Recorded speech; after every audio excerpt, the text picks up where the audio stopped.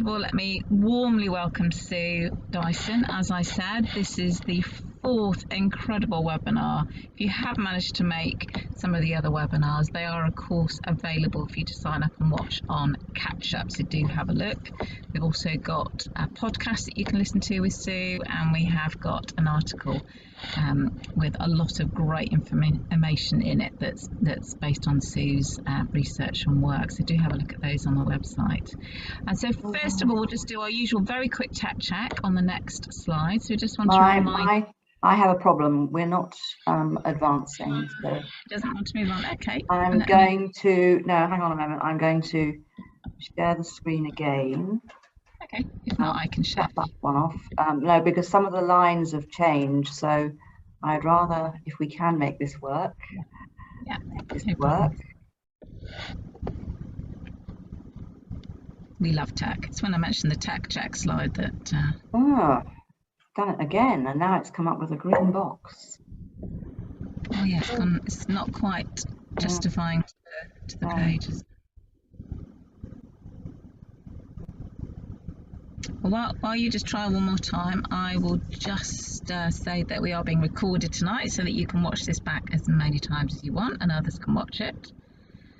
And there will be an opportunity to ask lots of your own questions, and if you just hover at the bottom of your screen, you should see the Q&A function, and please tap away with any questions. There we go, it's working, brilliant. So please use the Q&A question to ask function to ask any of your questions. Type them in there whenever you want, so as you think of them, pop them in there, and then Heidi and I will bring those out and ask Sue towards the end of the slide. So just keep bobbing them in there. You can increase the size of the slides that you see compared to the size of the person that you see. There is, if you hover again between the pictures of Sue and I and the slides themselves, there's a little grey line, and you can click and drag that to make that bigger or smaller. For those of you who've used Zoom before, that'll be something you're used to. And then there's a very quick questionnaire at the end, and that's really quick, and it will really help us to help you going forward. So that's the tech done. So without further ado, with fully functioning slides now, we will hand over to the wonderful Sue, and let's see what we learned tonight. So we'll see you in the Q&A, Sue. Thank you. This is, I think, a really important topic. The saddle fit for the horse and the rider, rider position, and their influence on equine performance. I have to admit that when I was at the peak of my riding career some years ago, I did not appreciate the importance of saddle fit, but I certainly do now. And I very strongly believe that if a horse is to perform optimally, it must be free from either primary discomfort due to its own musculoskeletal problems, or secondary discomfort induced either by the tack or the rider.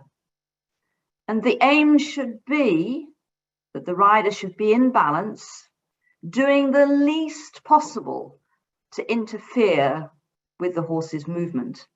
And on the left, we have two photographs of Tim Price, who I think shows exemplary position and is always in balance.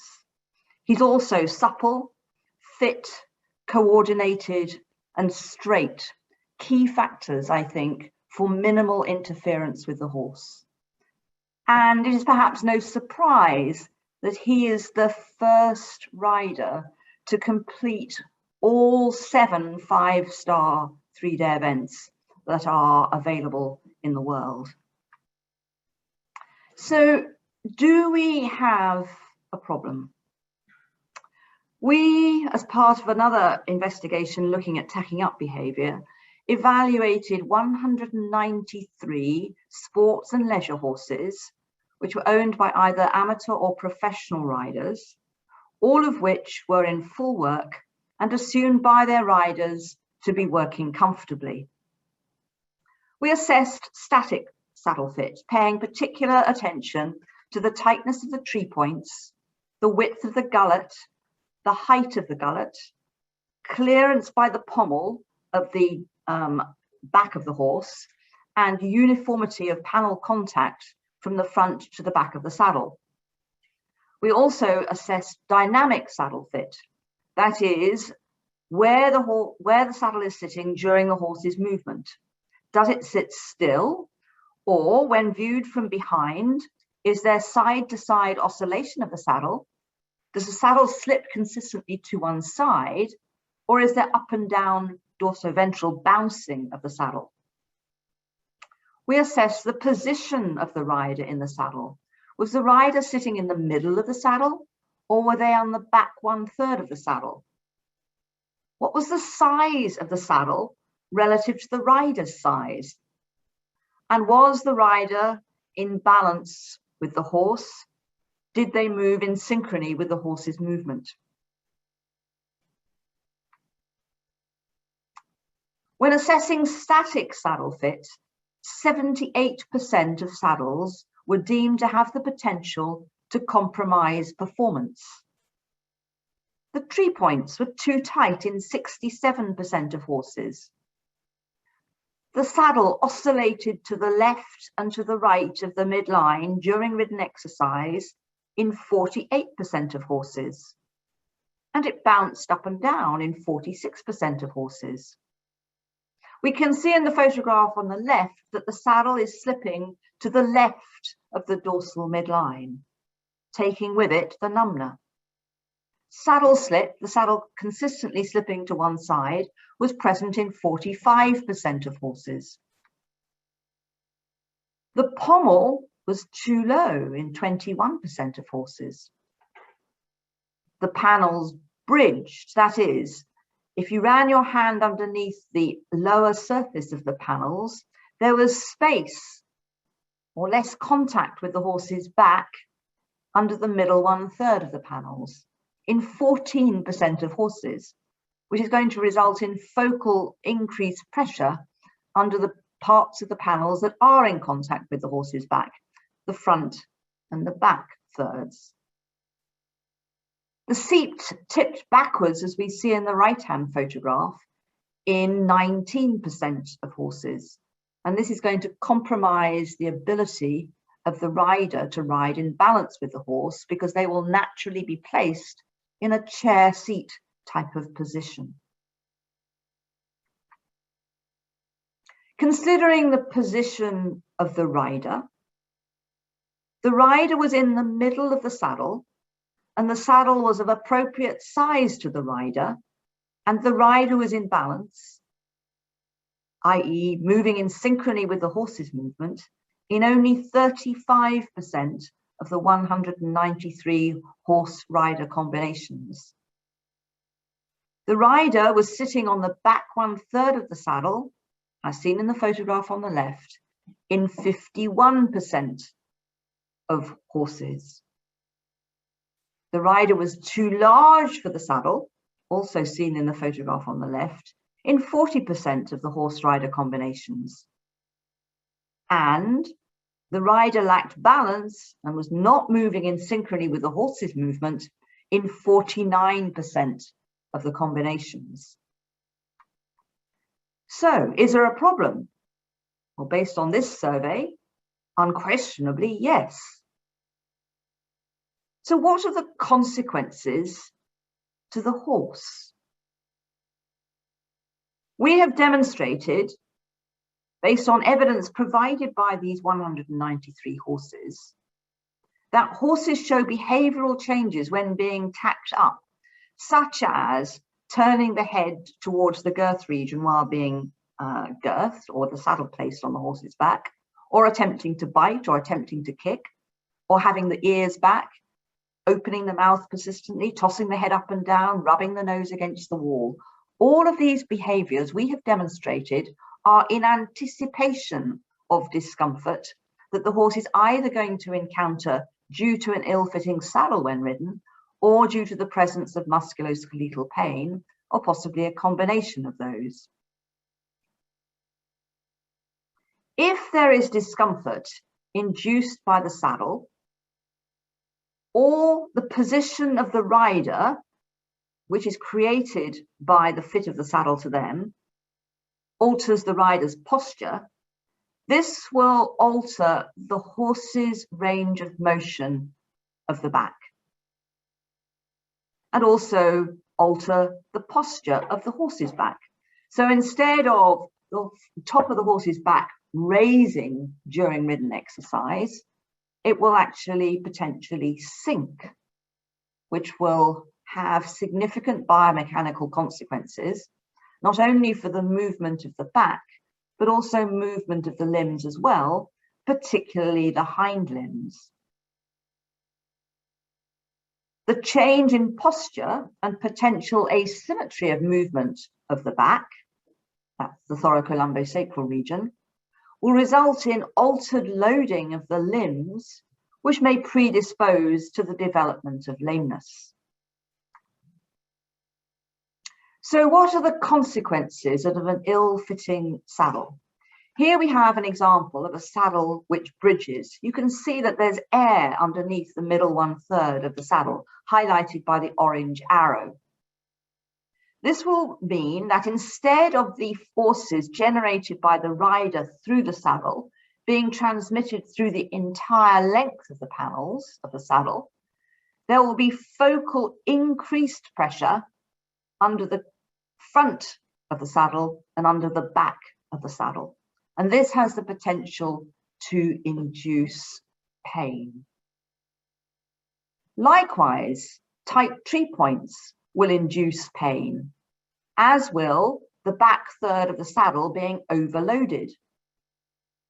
Anything that it causes discomfort or pain will compromise muscle function.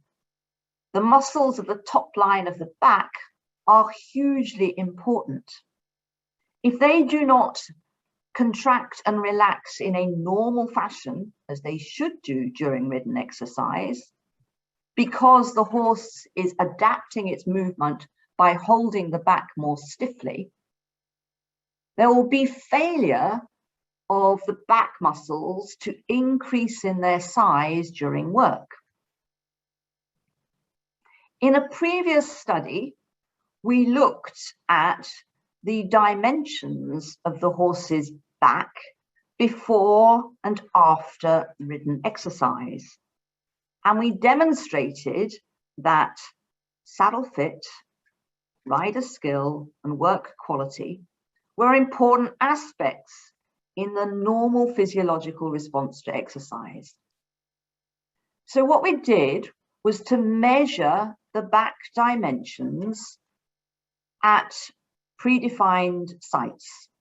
The 8th, as we see on the picture on the left at the top, the 13th, which is under the middle of the saddle, and 18th thoracic vertebrae. And this was done using a flexible curved ruler being contoured to the shape of the horse's back, as we see on the top left picture. The flexible curved ruler was then lifted off the horse's back and placed on graph paper, and its outline was drawn on the graph paper. We could then objectively measure the dimensions of the horse's back at 5 and 15 centimeters below the top of the horse's back. And we could compare the measurements before work and immediately after 30 minutes of normal work, predominantly in trot and canter. Independently, the quality of the trot and of the canter were each graded on a scale of 1 to 10 as per British dressage guidelines. The fit of the saddle to the horse was also assessed.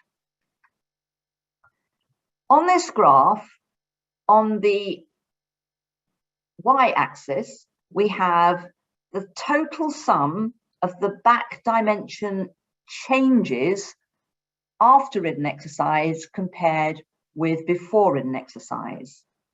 And on the horizontal axis, we have the total score for trot and canter out of a potential maximum score of 20.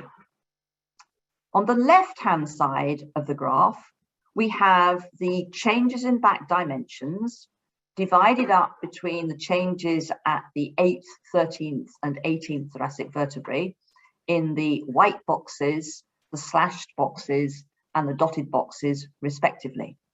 And on the right-hand side of the graph, we have the same changes, but for horses with ill-fitting saddles.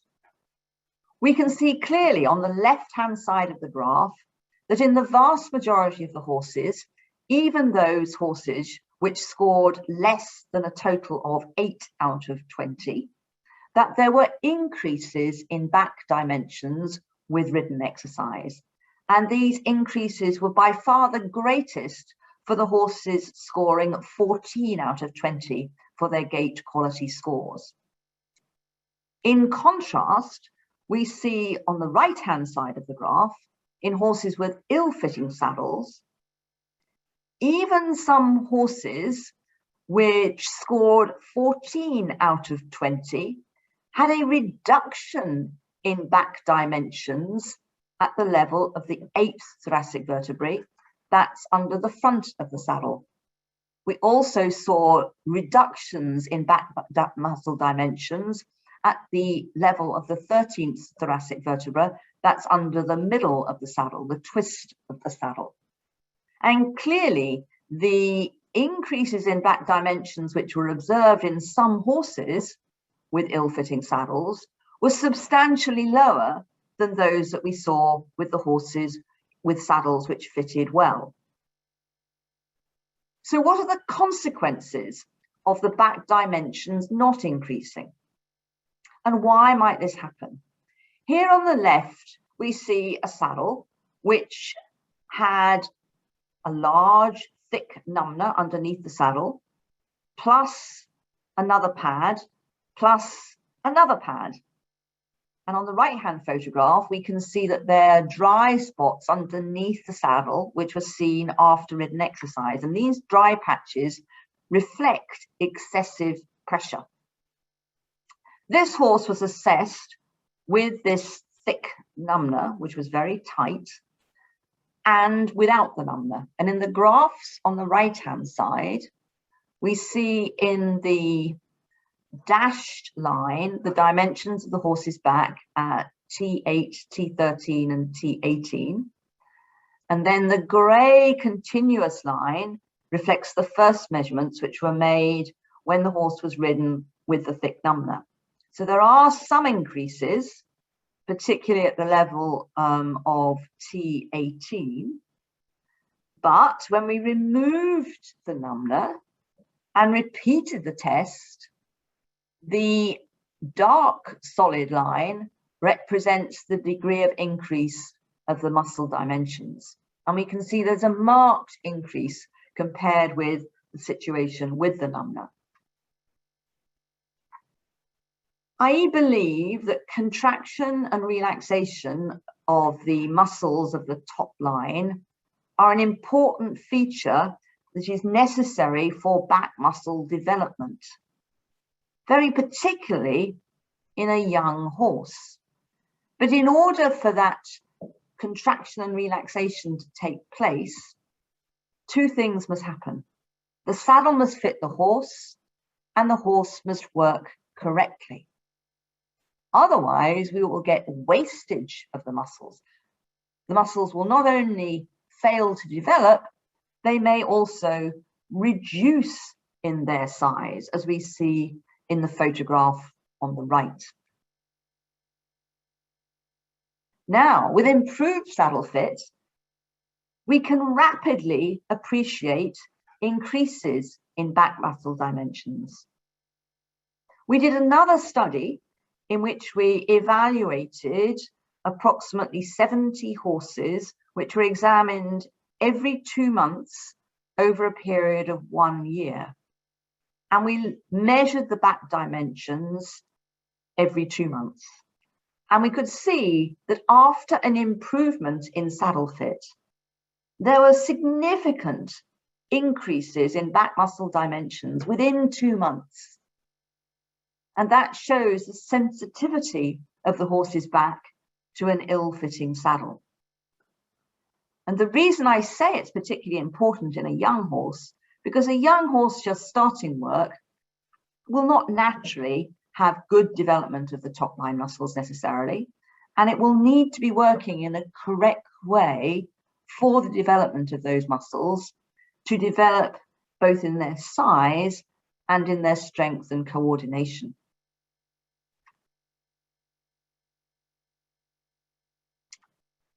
We looked at more than 200 horses and looked at a variety of different factors that were seen in horses with or without an ill-fitting saddle. And compared with horses with correctly fitted saddles, a significantly larger proportion of horses with ill-fitting saddles had abnormal hair wear. So if you look at this photograph of the horse's back on the left, we can see under the back of the saddle region, there are large areas of increased hair wear, which reflected the fact that this horse had an ill-fitting saddle which moved excessively from side to side. Other features that we see in association with an ill-fitting saddle are focal pain beneath the saddle. In extreme cases, this can be determined just using finger palpation. But in other cases, it is necessary to apply firm, deep pressure using a probe, and I've illustrated such a probe in the top photograph, in order to provide very firm, deep pressure particularly over the saddle region under the front of the saddle. We will also see tenderness and increased tension in the long back muscles of the top line, the muscles that are called the longissimus dorsi muscles. Or we can see wastage or atrophy of those top line muscles, as I showed you in the previous slide. Other features we might see are focal swellings, which appear only after exercise, which were present underneath the front of the saddle in the photograph on the left, or in the photograph to the far right, just to the left of the midline, underneath the middle of the saddle. In the photograph in the middle, highlighted by the yellow arrow, we can see an area of dry hair surrounded by sweating. It is not unusual for the horse to sweat underneath the saddle. It should sweat uniformly. Failure to sweat, as we see in this middle photograph, indicates that there is increased pressure under that area of the saddle. And this horse had a saddle with excessively tight tree points.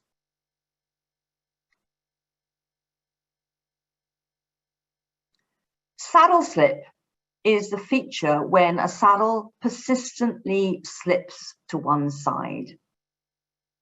And we have done two major studies which have demonstrated that saddle slip is most commonly associated with hind limb lameness and is a reflection of the way in which the horse is moving its back, because we can see this saddle slipping to the side, to the right in this instance, even when the horse is being trotted in hand. There are a variety of potential causes of saddle slip. By far the most common is hind limb lameness.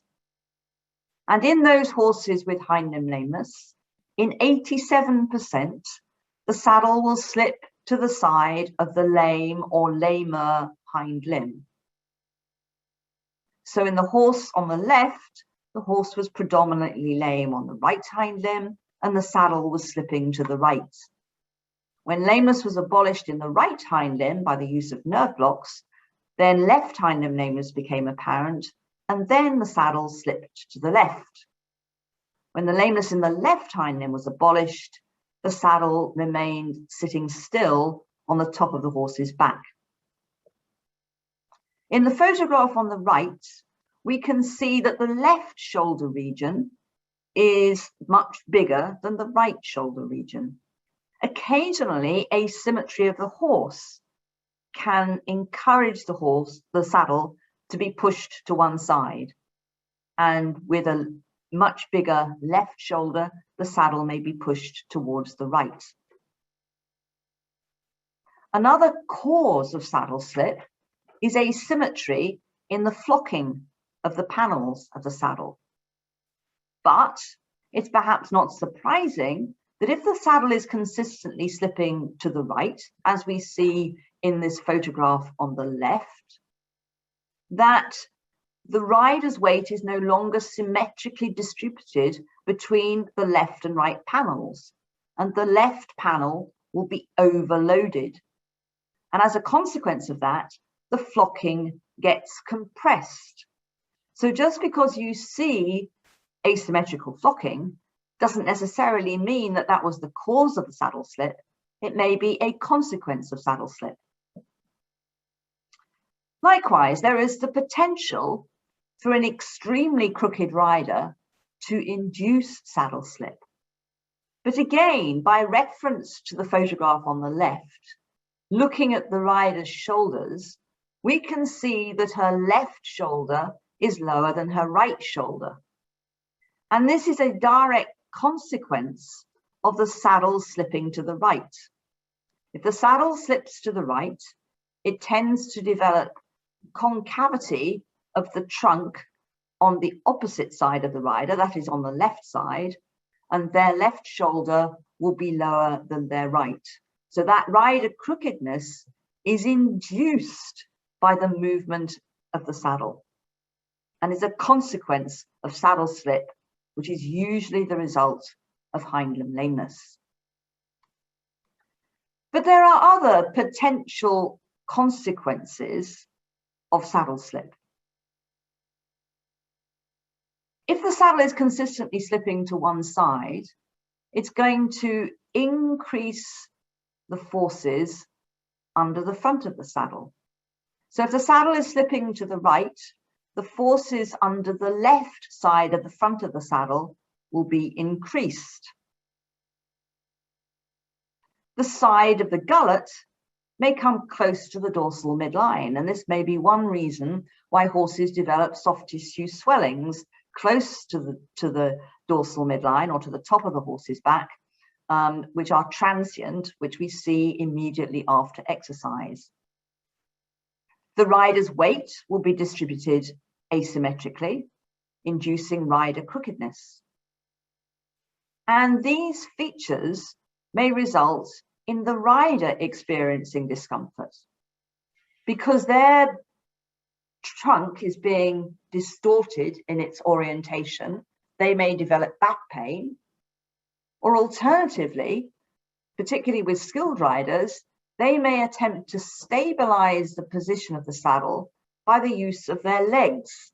And I've had several riders who have experienced chronic knee pain, in which the medical profession have been unable to come to a conclusive diagnosis, even using magnetic resonance imaging to image the knees. But ultimately, when we've put the horse right, when we've resolved the lameness and therefore resolved the saddle slip, then the rider's knee pain has disappeared. We also have to recognize that the horse may adapt its posture and movement because that movement of the saddle is creating discomfort in the horse's back and potentially altering hind limb movement.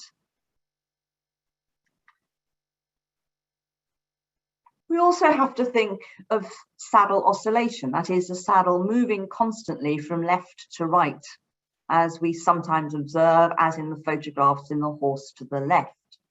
This once again is going to create torque forces. There's going to be increased forces underneath the front quadrants of the saddle. And this abnormal movement is often also associated with the saddle bouncing up and down, which obviously is not a good thing for the horse's back comfort. So if we look at the photographs in this series, on the left, we can see that the horse has got two pads underneath the saddle.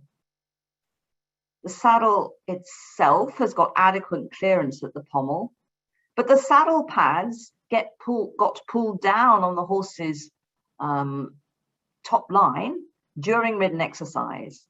So although the gullet or pommel of the saddle has adequate clearance, the pads certainly do not, and they're causing tight pressure underneath the entire length of the saddle. When we look at the top photograph in the middle, we can see, just looking at this saddle from the side, that there is no contact with the horse's back under the back of the saddle panels. And in the photographs on the bottom left and right, we can see that not only does the saddle bounce up and down during the rising phase of the trot, it also oscillates from the left and the right sides. So not surprisingly, this saddle causes the horse's back discomfort continuously. And this is the same horse's back immediately after exercise. There is soft tissue swelling in the region of the twist of the saddle, that's the narrowest point of the seat of the saddle, at around the level of the 13th thoracic vertebrae. The swelling is highlighted by the orange arrow. And this was the horse when the saddle oscillated both to the left and the right and also bounced up and down. These swellings are very transient. If you were to look at this horse an hour later, this swelling would have disappeared. These swellings are not in themselves painful, but they are a manifestation of the fact that the saddle is moving abnormally. If we look at this horse's back on the left-hand side, we can see that there are large dips in the musculature just behind the withers, just behind the horse's shoulder blades. And this is a direct consequence of the tree points of the saddle being too tight. And in this instance, this tightness of the tree points was accentuated by the fact that the horse not only had a pad underneath the saddle, but also a thick numbner, which was further compromising the space underneath the saddle, and the thick numbner filled the gullet. So poor saddle fit can have both short-term consequences, that is pain and reduction in performance, and long-term consequences with respect to muscle development. The pattern of muscle development that we see on the left-hand side is absolutely typical of a chronically fitting saddle in which the tree points were too tight. This is the same horse, and on the left-hand side, we can see the horse being ridden in its normal saddle with the pad and numbner. And we can see that although the horse looks reasonably happy, its ears are forward, it's got an engaged expression in its eye, the front of the head is in front of the vertical position, and this was how the horse wanted to work.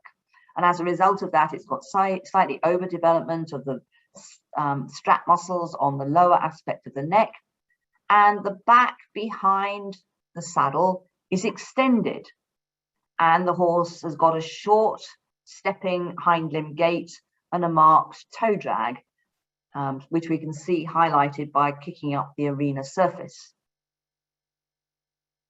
In the photograph on the right, we've got the same horse being ridden in a better fitting saddle. Nothing else has changed. And we can see how the horse has chosen to adapt its body posture. It has immediately lowered its head and neck, it's lengthened the neck, the back has effectively come up, there's greater flexion of the lumbosacral joint, enabling the horse to step with longer steps with the hind limbs. The tail is also being held a little bit higher and is swinging more from side to side, reflecting the movement of the horse's back. Paradoxically, this horse now appeared lame behind. Previously, it had been bracing its back because of the uncomfortable saddle. Now it is allowing the back to move more freely because it's no longer experiencing discomfort from the saddle. But as a consequence from that, we are now seeing better also an underlying hind limb lameness. Let's think now about the effect of saddle fit to the rider and the effect that this will have on the rider's ability to ride in synchrony with the horse's movement. So in the saddle on the left, we can see, when I've drawn the yellow horizontal line, that this saddle shape is not going to allow you, unless you've got a really tiny bum, to sit in the middle 1/3 of the saddle. You are immediately going to migrate to the back 1/3 of the saddle. In the photograph on the right, we can see a rider sitting in this saddle. And if you look at the yellow line and think about the ideal position for the rider, the ideal position for the rider should be that their shoulder, hip, and heel are in vertical alignment. But here we can see, because the rider's seat is too far back in the saddle, that her heel is way in front of her shoulder and hip. So this rider will only be able to ride in balance by adapting her upper body position during motion, or if she's a strong rider, she may be able to move her lower leg back, that is, have greater flexion at the knee in order to bring her lower leg more in alignment with her upper torso. If she fails to do that, the back 1/3 of the saddle is going to be overloaded. When we look at this horse's overall muscle development, we can see that this horse has got a huge neck, but is very poorly muscled in the lumbar region immediately behind the saddle, which is a reflection of how this horse has been working, which I believe was an effect of the fact of the balance of the saddle for the rider, and also compounded by the fact that the horse had a low-grade hind limb lameness. So here we have two photographs of the same horse being ridden in the same saddle by two different riders. In the photograph on the left, we have the normal rider, and we can see that her position is pretty unstable. Her shoulder, hip, and heel are not in alignment. Her lower leg is too far forward. With her lower leg being too far forward, it's going to be very difficult for her to maintain her balance and movement in synchrony with the horse's movement. She will inevitably be slightly behind the horse's movement and will tend to overload the back of the saddle as a consequence. Look at the horse's head and neck posture. The head is in front of a vertical position, more than 30 degrees. The ears are back, and the horse has a rather intense stare expression in its eye. The only thing we've changed in the photograph on the right is a rider who is in better balance. Her shoulder, hip, and heel are in alignment. She's moving more in synchrony with the horse's movement, and the horse is saying, "Thank you very much," and has immediately lowered its head and neck.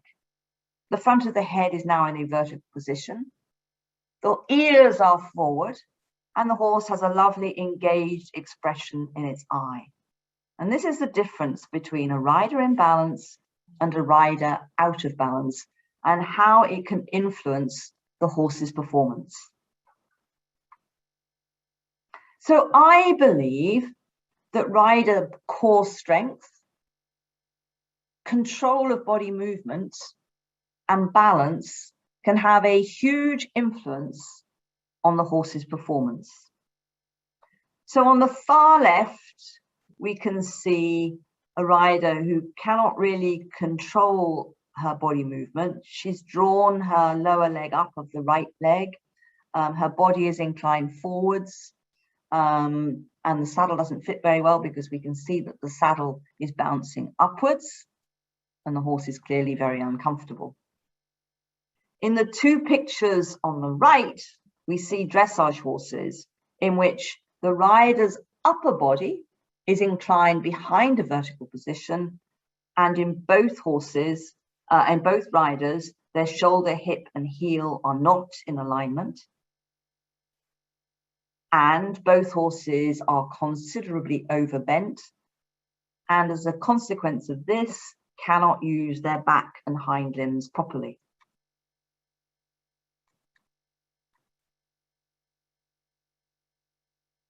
We've looked at the rider's position from the side. We also have to look at the rider's position from behind and say, does this rider sit straight?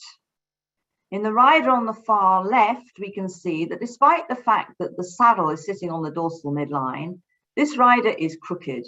Her left shoulder is lower than her right.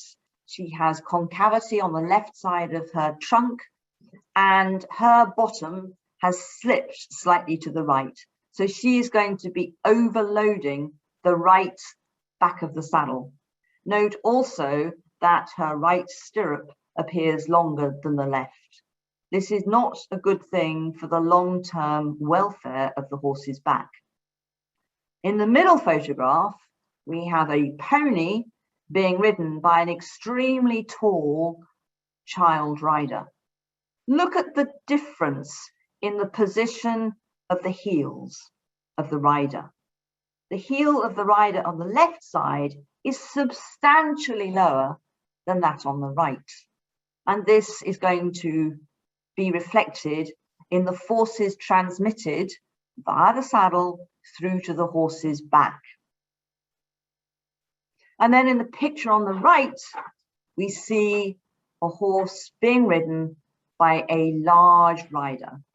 This is a horse being presented in a 4-year-old young event horse class, and the rider is inclining their upper body forwards in order to try and compensate for the fact that their shoulder, hip, and heel are not in alignment.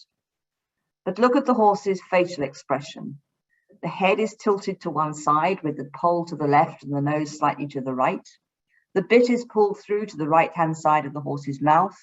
The eyelids are semi-closed, and the horse's ears are behind a vertical position. And look at the region behind the saddle. The horse is poorly muscled and is not adequately flexing the back.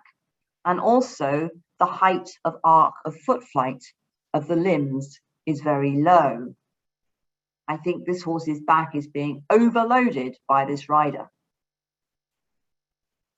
So I think that we have to recognize that the saddle must fit both the horse and the rider.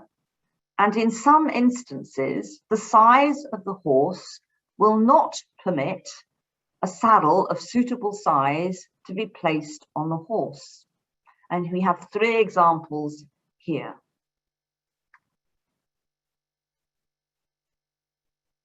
There is a convention that the tree of the saddle should not extend beyond the 18th thoracic vertebra.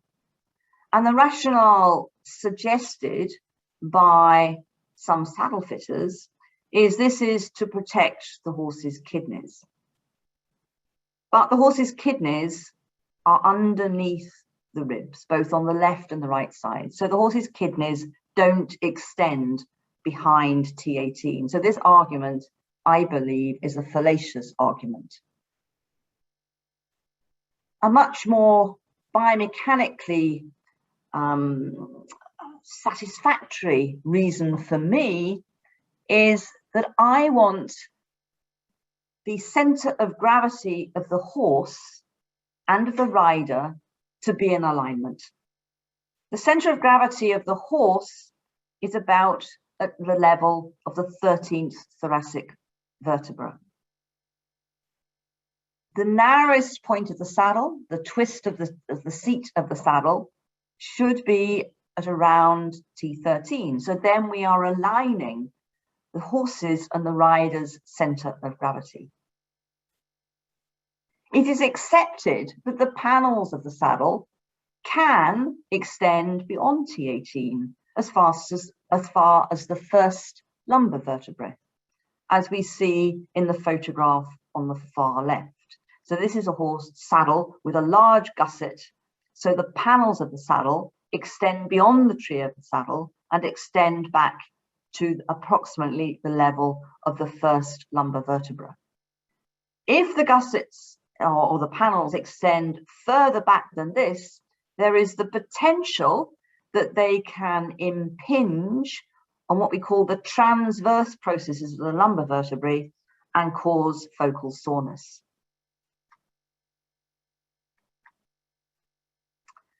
We did a pilot study in which we asked 12 assessors to evaluate the photographs of 34 horse rider combinations. And they were asked, are the rider's shoulder, hip and heel in alignment? And these are 3 of the 34 horse rider combinations. Is the rider sitting too far back on the saddle? Is the rider too big for the saddle? None of the assessors had any formal teaching qualifications, nor were they veterinarians. They were normal horse riders. And when they looked at these photographs, there was very good consensus of the result between the assessors. So when asked, are the rider's shoulder, hip and heel in alignment? The answer was no in 88% of the 34 horse rider combinations. Is the rider sitting too far back on the saddle? The answer was yes in 59% of the combinations. Is the rider too big for the saddle? The answer was yes in 41% of the combinations. We did a study which assessed the influence of rider size on horse performance. So we had 4 riders which were of similar ability but differing in size. And each of these riders rode 6 horses in what we call a crossover design. So it was a randomized study. The riders were designated as light, that's approximately 10% of their weight, was approximately 10% of the horse's body weight. Medium, that was between 12 and up to 15% of the horse's body weight. Heavy, which was greater than 15 but less than 20% of the horse's body weight. And very heavy, that was greater than 20% of the horse's body weight. And each of the riders rode a dressage tape test, which was of 30 minutes duration. They didn't have to remember the test was called for them. We had developed a scheme whereby if a horse developed transient lameness, or if it showed 10 or more of the 24 behaviours of the ridden horse pain ethogram, then the test would have to be immediately stopped and discontinued. All the tests for the very heavy and the heavy riders were abandoned because of lameness in 7 instances, or the demonstration of 10 of the 24 behavioural markers in 1 test of the heavy rider. The tests were abandoned earlier for the very heavy rider compared with the heavy rider. When we looked at the ridden horse pain ethogram scores, bearing in mind that most clinically normal horses will score between 2 and 4, and compared the total ridden horse pain ethogram score with each rider, we saw that there were significant differences with higher scores for the heavier rider. And this was highly statistically significant. And this bar chart shows the differences between the 4 riders, 1 being light, 2 being moderate, 3 being heavy, and 4 being very heavy, in trot. There was also a significant positive correlation between the ridden horse pain ethogram score and rider weight. It was interesting to note that we know that a score of 8 or more out of 24 definitively signifies the presence of a long-term musculoskeletal pain. And it was only one horse in canter that exceeded this threshold of 8. It's also important to recognize that the lameness which was exhibited by the horses that developed lameness when being ridden by the heavy and the very heavy riders was very transient in nature.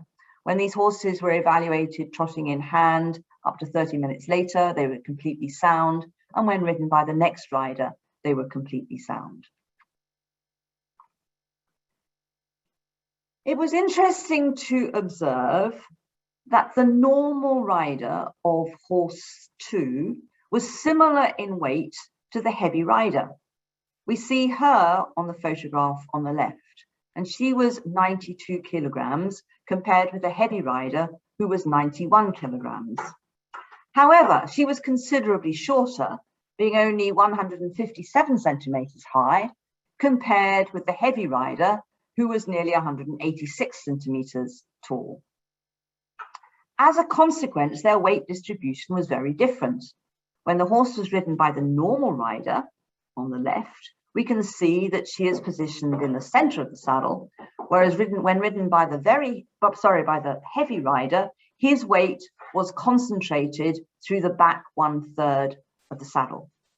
When ridden by the normal rider, the horse looked completely comfortable, whereas when ridden by the heavy rider, the horse developed lameness. So this indicates to me the huge influence of rider height on their position in the saddle, their weight distribution, and where their center of gravity is compared to the horse's center of gravity. The heavy rider was a skilled rider. He attempted to adjust his position by inclining his trunk forwards in order to try to stay in rhythm with the horse, but this was made difficult by the saddle and where it positioned him. These are a graph showing the presence of pain or tension in the back muscles, comparing before and after exercise. And we can see that if we look at pain before and after exercise, the pain scores were slightly higher after exercise, but this difference was not statistically significant. However, when we looked at muscle tension scores, we saw that the muscle tension scores were higher for the moderate and heavy riders after exercise compared with before exercise. The very heavy rider did not induce a statistically significant increase in back muscle tension, but that may reflect that the duration of the tests was less than half of that for the heavy rider, because the tests were abandoned because of the development of lameness. We've talked previously about the fact that back muscle dimensions should increase with exercise. They did for the light and moderate riders, but they did not. In fact, they decreased for the heavy and very heavy riders, reflecting another adverse consequence of weight distribution and excessive forces under the back 1/3 of the saddle. The changes were greatest for the heavy rider in terms of negative effect on muscle dimensions, because his tests were longer than those for the very heavy rider. I think that the results of application of the ridden horse pain ethogram may be a tactful way of addressing a situation, if you're a coach, when a rider is too large for their horse. And that may not be just because they're too heavy. It may be just because they are too long for the saddle. When we look at this rider, the front of the rider's knee is coming over the front of the flaps of the saddle. This rider needs a bigger saddle in order to accommodate their leg length and to better distribute their weight. The saddle also doesn't fit very well for the horse. It's got a riser pad and 2 shims under the back of the saddle, making it unstable, and therefore it bounces up and down and slips from side to side, as we can see in these photographs. Another effect of excessive weight may be a change in the limb flight and the duration of the stance phase of each limb. In the photograph on the left, we can see, particularly with the right hind limb, that the height of arc of foot flight is low. This horse is in trot, and the horse should trot in diagonal pairs. So there should never be more than 2 limbs on the ground, whereas in the right-hand photograph, we've got 3 feet, which are still in contact with the ground. In the photograph on the left here, this is in canter, and we can see all 4 feet on the ground in canter. And in the photograph on the right, we can see a low foot flight. In a different study performed in Icelandic horses, when Icelandic horses were ridden by a single professional rider with added lead weights applied to the torso of the rider, they measured the fact that there was what we call increased duty factor. That is the proportion of the stride the limbs are on the ground. And that increased, which is rather what we're seeing in this horse, when we can see that all 4 feet are on the ground in canter, because the step duration of with the leg on the ground is being increased. Let's look at the results of this study. 148 sports and leisure horses, which were being ridden by amateur and professional owners who believed their horses were working comfortably. When evaluated in hand, 28% were lame, whereas 62% were lame ridden. 57% of the riders sat on the back of the saddle. The most frequent ridden horse pain ethogram score was 8 out of 24, with a range of 0, that's excellent, to 15, which is pretty bad. There was a positive association between the presence of lameness and the ridden horse pain ethogram score. But also, it was important for the purposes of this talk to recognize that riders which were seated on the back third of the saddle rather than in the middle third of the saddle were associated with higher ridden horse pain ethogram scores, highlighting the importance of the position of the rider in the saddle and the appropriateness of the saddle size for the rider, which is going to influence the weight distribution of the rider. We also did a study when we looked at horse rider synchronization and rider position in sitting trot. We took 35 amateur dressage riders and we tested their ability to perform forward and backwards pelvic tilt while sitting on a Swiss ball. We also assessed their synchrony with a horse during ridden exercise by the use of markers on both the horse and the rider and the use of slow motion videos. None of the 35 riders could perform forward or backwards pelvic tilt without some form of compensation as assessed by an experienced physiotherapist. And the greater the compensations shown when sitting on the Swiss ball and moving the pelvis was associated with reduced ability to ride in synchrony with the horse's movement, highlighting the importance of our position on the horse and our ability to ride the horse in an effective way. So how do we address all these problems? I think that responsible riders need to acquire basic knowledge of saddle fit and the assessment of signs that indicate that things are not right. So, for example, a dry patch under the front of the saddle is not normal. Only being able to place one finger underneath the pommel of the saddle is not normal. Being able to place a hand under the middle of the panels of the saddle is not normal. I would strongly encourage you to use mirrors Use video footage and photographs for critical self-appraisal of your position, which is obviously abnormal in both of these photographs here. Get professional advice. Use a qualified saddle fitter. Get help from a human physiotherapist or a specific position coach. Think about taking a lesson on a mechanical horse. There are also a variety of gadgets available on the commercial market, such as Coach's Eye, a Level Belt Pro app, the Smart Ride balance sensor. Think about engaging in Pilates or yoga to develop more awareness of body position. Read a book such as Rider Biomechanics by Mary Wanness. I believe that there are tools that you can use to improve your postural control, such as the Balimo stool illustrated on the right, or a Swiss ball.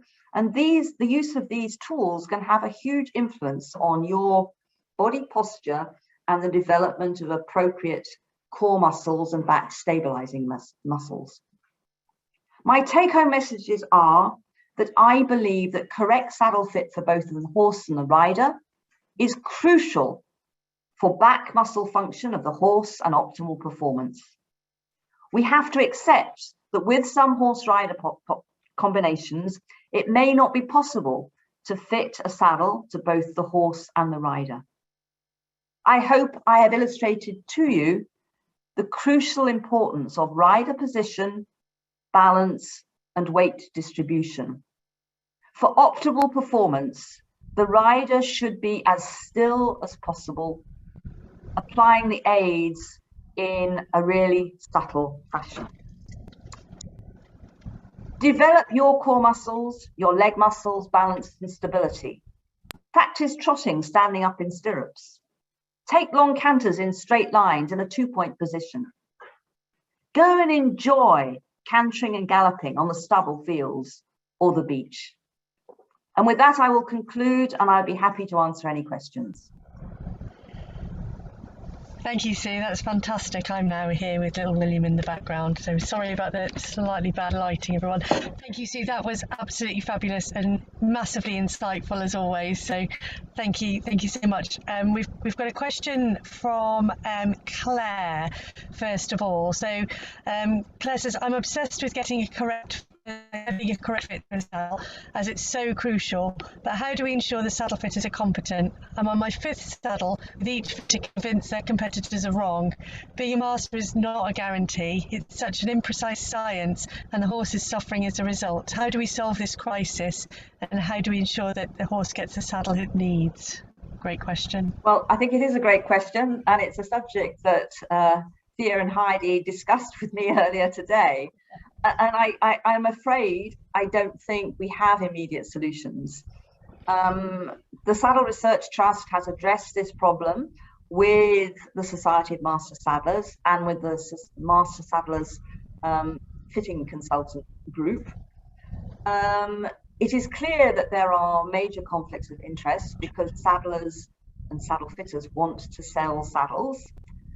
And it seems to me that there is a lack of attention paid to the horse in motion. Saddle fitters sometimes do a reasonable job with fitting the saddle to the horse standing statically without paying sufficient attention to whether or not that saddle stays in a stable position or moves during ridden exercise, and whether its fit changes during ridden exercise, because obviously the weight of the rider is going to have a profound effect in terms of the tightness of the tree points and also how close the pommel is to the horse's dorsal midline. I'm afraid we don't have at the moment an ideal solution. A working group chaired by the Worshipful Company of Saddlers was set up now nearly 3 years ago, and there were a number of meetings, and I was hopeful that we were starting to get somewhere through dialogue, but I'm afraid we've appeared to have reached stalemate.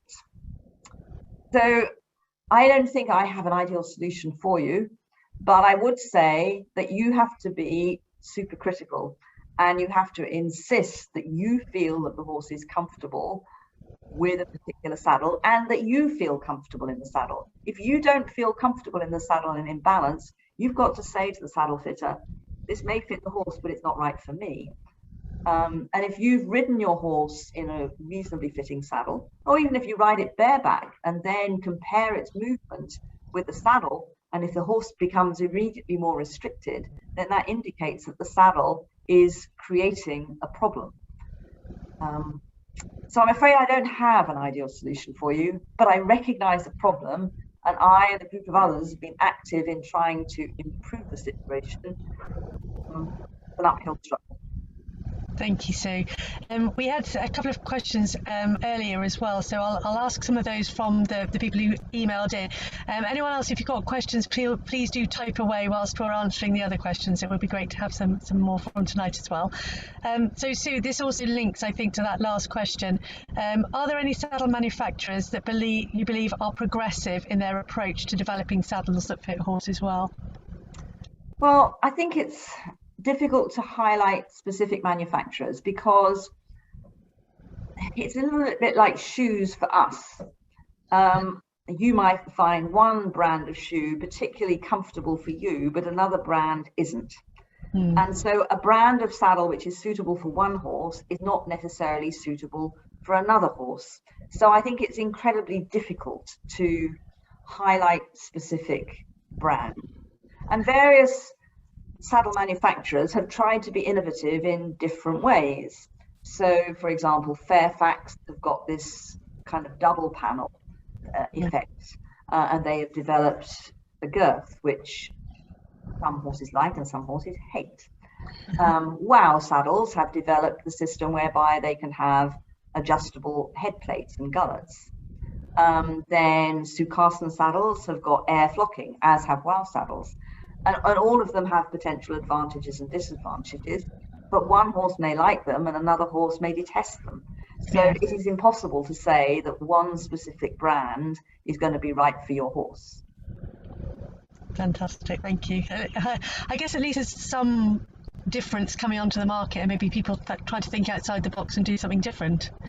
Yes, I mean, I think I would say that it would be tremendous if a group of people with knowledge of different technologies could brainstorm to think about how we could do the best for the horse. Because we're really a little bit in the dark ages, and it's as much an art as it is a science as far as I can see at the moment. And I think that I can certainly identify saddles that don't fit both either the horse or the rider, and I can change saddles and see enormous improvements immediately in the way in which horses move. So I know the implications of an ill-fitting saddle, and I can suggest what the underlying cause is, but I couldn't say to you I necessarily know exactly which saddle to put on your horse to solve that problem. Yeah, it's interesting, isn't it? Because there are so many new materials such as memory foam and all sorts of things that you think actually that might be a great solution. A couple of other questions. Sticking with the saddle, we've got two questions about what goes under the saddle. First one is, what's your view on gel pads which are sold as a belt and braces support against the impact of the saddle, assuming the saddle fits first? Well, assuming the saddle fits first, why do you need anything under the saddle is my first point. You could say a minimal thickness pad to keep the bottom of the saddle clean and on which you may wish to place your sponsor's logo is the only rationale for putting underneath the saddle something at all, in my view, except as a short-term fix. There is absolutely no evidence that gel pads in themselves have any anti-concussive quality. They may stabilize the position of a saddle in some respects. They should be used on top of a thin pad, not in direct contact with the horse's back, because they have a heating effect, and if the horse sweats excessively, they can get burns on the back as a result of those gel pads. So I'm not a huge advocate of the use of gel pads. And one would question why you want to put anything under the saddle if the saddle fits correctly, other than a thin pad in order to facilitate keeping the bottom of the saddle clean and placing a logo. Or perhaps you could say it's for the aesthetics.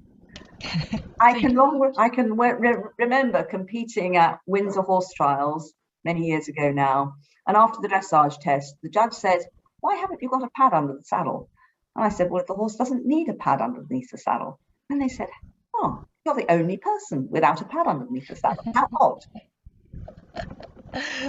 Which my other question that I had around what goes under your saddle, I think you've just answered anyway, which was what's your view on wearing a saddle without an umna? I see nothing wrong at all. Nothing wrong at all.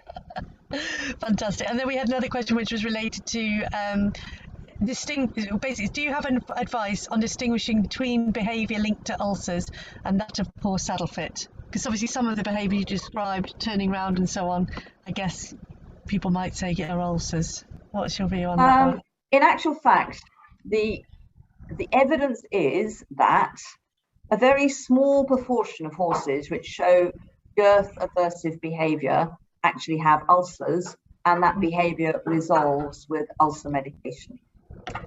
A high proportion of horses, in my opinion, develop ulcers because they've either got pain secondary to the saddle itself rather than the girth. So they develop the ulcers secondary to chronic pain rather than the ulcers being primary. Or the chronic pain could be due to primary lameness, wherever.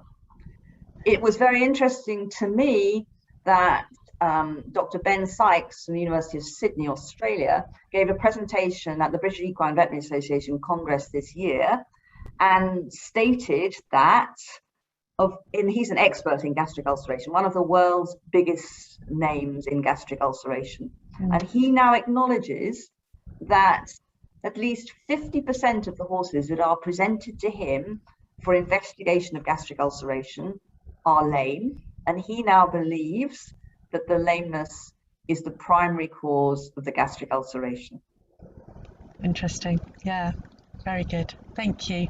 That's all the questions we have, which actually takes us in perfect timing. So thank you, Sue. It's been incredibly insightful and really, really interesting, and given us all food for thought. And I think actually some things that we can do and learn more about and keep an eye on. So really helpful. So thank you very much once again for this evening.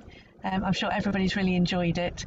If you could just pop onto the next slide, I can just quickly outline what's coming next. Has it decided not to play? It's decided not to play. I can try and come out. I'll try and come out and come in again. I'm not sure why it did that.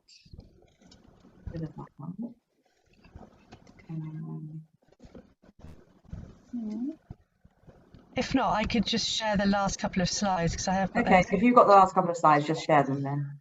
Just bear with me one sec. Just bear with me. Quick. I'm in the almost till I can share the screen. I actually can share the screen. Let me just find it. I have a question come up which I'll ask as well in a second. Where's the pop-up on here? It's disappeared. It's disappeared. Right. I can tell you what it says on the screen. I'll ask the question and then I'll describe what's on the screen. Well, thank you for a brilliant evening and presentation. So that's the message there. And I'll just read out quickly the last couple of things that we've identified. So first thing, which I think is fantastic, is that Equitopia have once again offered a discount for HorseTribe members to attend Sue's course, which is helping people to understand and recognise what the 24 behaviours are in the ridden horse pain ethogram. So there's a 30% discount code on that, and the code I'll send out when I send the email to everybody, letting them know that this webinar is on the website. So I'll look out for that email and I'll send the code for people then, and that will expire the end of November. We should have that up on the slide now. It should. Have you managed to get it up? Yep. Fabulous. Thank you. There you go. There's the code. It's in our special code section on the website. And it's also on the website as well. So brilliant. So I really recommend the course. Thea and I have not completed the course, but we plan to, because the more we learn, the more we realise that you have to really practice recognising these subtle behaviours. Some of them are obvious and some of them less so. Then we just go to the last slide. This is just what's coming up in the next few weeks. So next week we've got Simon Kakuza coming to talk about the importance of conditioning our horses' core, working them so that they can be as responsible as somebody can be to carry us, which I think possibly links partly into today as well. 4th of November we've got Andrew McLean coming in talking to us about communicating with horses, speaking horse. He's a fabulous presenter again and researcher. Then Dr. Case is going to come and talk about winter feeding tips on the 11th of November, and Justine Harrison, who's a fabulous equine behaviourist, is going to come and talk about understanding and reducing stress in the horse. And she also recognises the impact of pain on stress as well. So I think lots of these things are all interrelated, aren't they? So thank you again, everybody, for joining us. As I said, there will be a questionnaire as you leave. If you can quickly fill that in for us, we'd be really grateful. So Sue, thank you very much again for a fabulous evening. You're very welcome. Good night.